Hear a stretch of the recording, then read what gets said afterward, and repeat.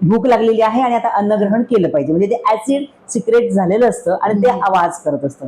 आणि त्यावेळेस जर आपण अन्न ग्रहण केलं तर ते खूप जास्त छान पचतं, कारण की तेव्हा ते खूप जास्त स्ट्रॉंग असतं आणि हळूहळू मग ते माइल्ड होत जातं. त्याच्यानंतर जर आपण आहार ग्रहण केला मग तो नीट पचत नाही, नीट पचला नाही की मग त्याचं टॉक्सिन्स मध्ये रूपांतरण होतं आणि मग व्याधी, हळूहळू मग व्याधी होतात.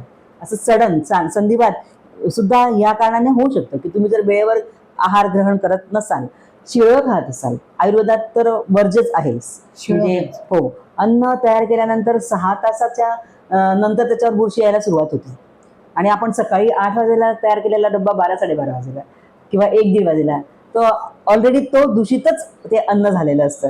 त्यामुळे वेळ, निसर्ग नियमांचं म्हणत मी उल्लेख केला की वेळ पाळणं अतिशय महत्वाचं आहे. त्यानंतर सिस्टम तुम्ही समजून घ्या.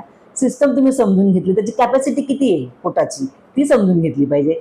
त्याच्यापेक्षा कमी आहार केला पाहिजे. ताजं अन्न तर अतिशय महत्वाचं आहे, ताजं आणि फ्रेश. त्याचबरोबर ते कसं आहे, त्याला जर आपण पोटाला आपण एक सर्कल कन्सिडर केला तर 1/2 तुम्हाला सॉलिड इनटेक केला पाहिजे, 1/4 तुम्हाला लिक्विड इनटेक केला पाहिजे आणि 1/4 तुम्हाला एम्प्टी ठेवलं पाहिजे. थोडक्यात मिक्सर सारखं आपलं पोट काम करतं.